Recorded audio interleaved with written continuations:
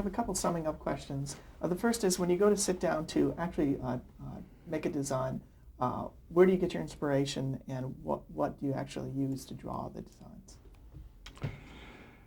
When I was in Chenard, I would visualize who I was going to sketch for. I had to have a face.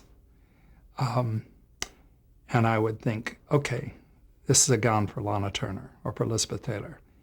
And I would sketch it out in pencil first.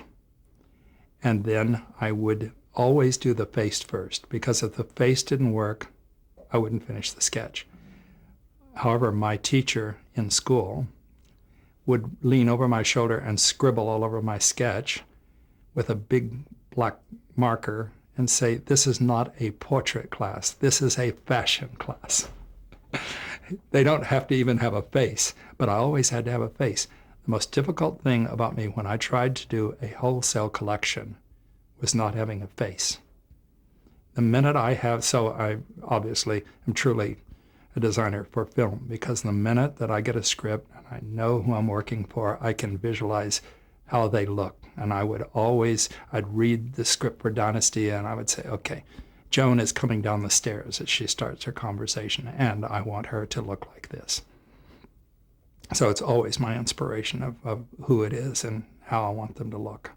I kind of see it in my head first. What actually use colored pencils? No, I always use it. Now everybody is using Marks-a-Lots or something, colored markers, which I think Bob Mackie started that because he sketches very fast and sketches. I don't. I work it out in pencil first, and then I use watercolor, and slowly I paint. But so my sketches are very detailed. I think something which they discouraged at Chenard, was how detailed my sketches are, and that I tried to make them look like the person I was working for. And that is the thing that has served me very well, is that an actress looks at my sketches and says, oh, this is what I'm going to look like. And she knows the sketches were made for her.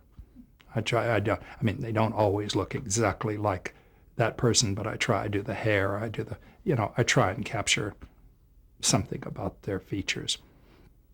What advice would you give an aspiring designer?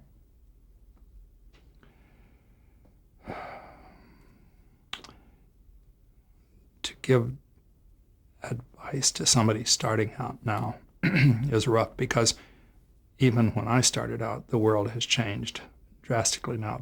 The whole business has changed so much that I really don't know. I guess you start designing for anybody you can and anything you can, because you don't know where it's going to lead to. And of course, I think the important thing is having a foundation, studying first, because I know many designers now. I worked with somebody on a picture not too long ago. They knew nothing about fabric. They wanted to use the wrong side of the satin. And I said, no, it's the cotton backing, So it's important that they know fabrics. They know cut. They don't have to be able to make their own patterns, because there's always a good pattern maker. That was my excuse in school, that I would hire a very good pattern maker. But you have to know to tell them what you want, and you have to be able to sketch it out and to tell an actress or anyone what they're going to look like. They need to have confidence in you that you know what you're talking about and that they're going to look great. Our final question, how would you like to be remembered? How would I like to be remembered? Well, I think, of course, it would be nice to be remembered as a nice person. I've always tried to do right and not really hurt anyone or anything. And I suppose, because I'm certainly, there's such amazing talents in this world, like Yves Saint Laurent and Balenciaga and Dior and here Norel and Jimmy Galanos. I mean, talents that really border on genius, that I will never be remembered as a great designer. I probably will be on my tombstone that I did Dynasty.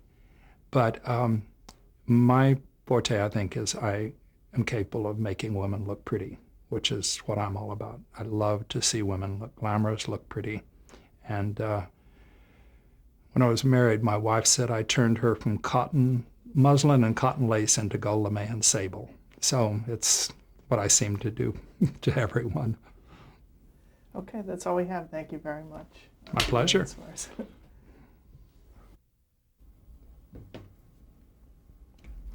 One of the most beautiful costumes that I think I ever saw was a costume that Walter Plunkett did for Lana Turner in The Three Musketeers as My Lady de Winter. And it impressed me so much that when I was designing the Folies Bergère, I always thought of that black gown that she wore with the emerald green feathers on her hat. So I sort of stole the design for the Folies Bergère. When I went to see Walter Plunkett, when I was searching desperately for a job at a studio, he told me that he knew immediately that my sketches I had copied them from La Mode prints, and he told me to go and design something on my own, from my own imagination, not using a history book or anything.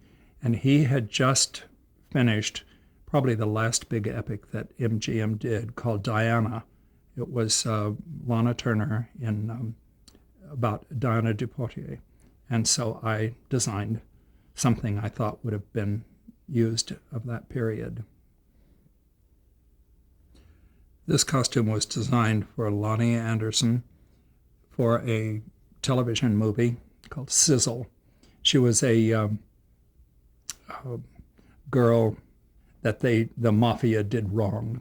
They cheated her, and she becomes a singer, literally a mafia gun moll to get even, and she does them all in, looking like this.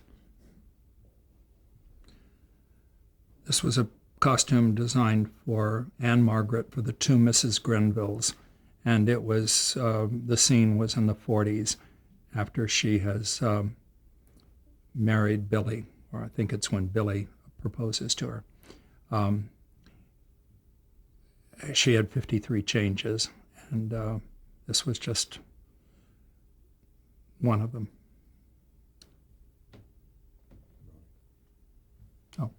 This when I'm doing a series or a movie, I usually do a couple of sketches just to show the producers and the star the way the feeling of their clothes and the way they will look. This was a sketch I did for Gordon Thompson in Dynasty to show how he would look in his evening clothes for a big party.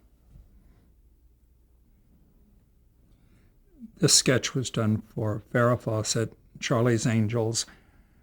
It was on stretch fabric, and it was solid matte gold paillettes. I'm not quite sure why I had Joan Collins in jodhpurs in Dynasty. I think we ran out of something else to do because they are purple suede jodhpurs, and the boots were made of the same purple suede and with a silk blouse. This was Ava Gabor for Green Acres, and we did this quite lavish because she was on the cover of TV Guide. This was for Elizabeth Taylor from Sweet Bird of Youth, and this was Elizabeth's idea. She wanted this kind of a dress, and for no reason except that it had been something that she wore in the 60s, I guess, and she loved. And she was definite that she wanted the hat and the trim to be in chinchilla. This was a gown I made for Elizabeth Taylor. It's solid hyacinth blue bugle beads with silver and hyacinth blue leaves that are appliqued extra but loose over the top, so the leaves were free. And she wore this to two affairs. She wore it to the Academy Awards, and she wore it for a big party that I gave for Erte for his 95th birthday. His letter to the back of it. And he was so sweet. Okay. This was a dress that I had designed for Jane Wyman for a musical review that they were doing in Las Vegas. And when she got ill, I liked the dress so much that I ended up making it for Tina Louise for Gilligan's Island. This is a sketch for Joan Crawford, and it was for a personal at-home thing for a party she was giving. This was a design for Jacqueline Smith, done for Charlie's Angels. She was undercover playing a fashion model, and she wore this on the runway in the fashion show and was kidnapped. This was designed for Anne Margaret at the height of the Dynasty craze. She had seen a couple of suits on Joan Collins' Alexis, and she called me and she said she would like to have something that looked like that kind of a look. She wore this to San Francisco to cut the ribbons on a new hospital. And I was told by her mother that when she walked through the airport, that everyone started screaming for Alexis. This is a sketch I did for Dynasty for Linda Evans when she is pregnant and only in the show. And there was a party scene. So this is what she wore. This was designed for Joan Collins. There was a party scene, and in the middle of the party, the police arrived. They arrest her for murder, and she is taken to the police station, and where they take all of her ruby and diamond jewelry, and she's put in the jail cell with all the streetwalkers and drunks, and she's dressed like this. This was designed for Lana Turner on The Survivors, and as stars did in those days, she wanted to wear her own jewelry. She had fabulous emeralds, and so she brought, she had been married to an extremely wealthy playboy, Topping, and she had the Topping emeralds. When the divorce ended, she didn't give them back. So she wore her emerald and diamond jewelry with this gown in the scene. This was for Ginger Rogers for Love Boat, and we had always on Love Boat, you had an arrival, and you had at least 2 evening gowns and a couple of casual things and a departure. And as they were arriving, they always had to have a wrap or a coat or something. So this was Ginger Rogers arriving on the ship.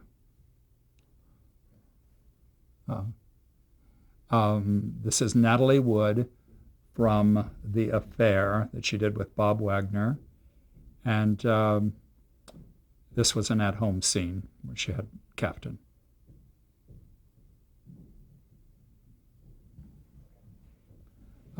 This was designed for Elizabeth Taylor for a hotel. And it was solid red beads.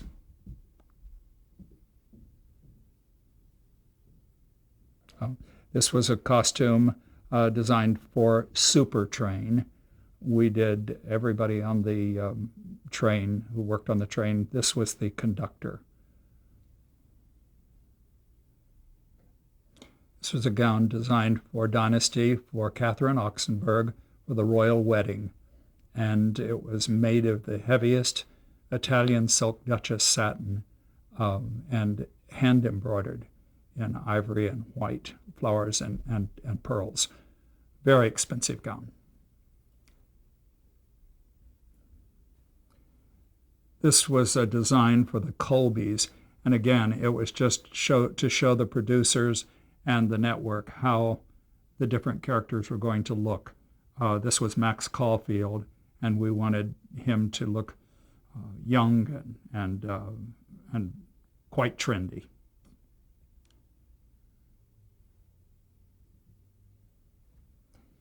Again, this was for the Colbys, and this was Charlton Heston, and I did a series of sketches to show how he was going to look different than on Dynasty. We wanted him very California and very sports jackets and things like that. And he always had a raincoat. I don't know why in California, but anyway, it was a look. This was Linda Evans' first wedding dress in Dynasty. It was a garden wedding, and we did this very simple suit. Her second wedding was more elaborate. Okay. This is a suit that was designed for Linda Evans for Dynasty, and of course I overdid the fox trim on it. It looked like she had been trapping.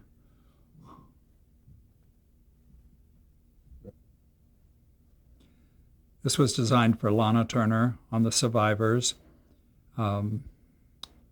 Obviously a funeral scene. It wasn't cold, but I did a black mink muff for the effect.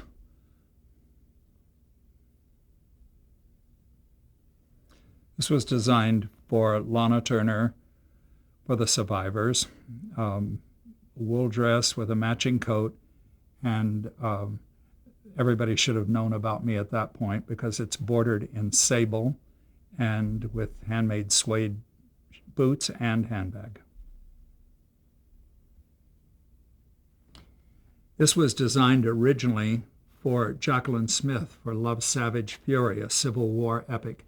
And when her schedule didn't permit her to do the picture, they replaced her with Jennifer O'Neill. And the first sketch is the day that the Yankees came and arrested her, took her away. After she's been in the concentration camp for a while, it's the second one. The third one, and then when she escapes and is in the swamps, is the last sketch. Were they drawn? Was the same dress used? No. I made 4 costumes. Of course, this is from Love, Savage, Fury also. In Happy Days before the Civil War came, this was her negligee over her pantaloons before she gets dressed for a ball.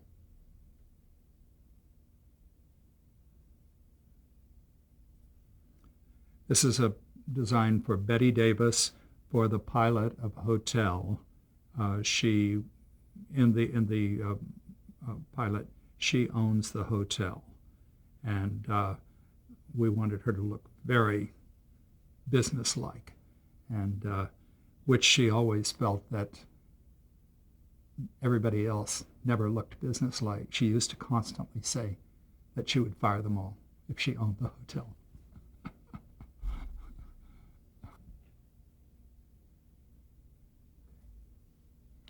When I'm working on a movie or a mini-series, this is a chart that I always do to keep track of the changes, and especially for the wardrobe department to keep track of the changes for the person that takes care of the star's clothes and dresses her for scenes. So this way I have the change number and what the number in the script is. This was her change 19, and it was scene 67.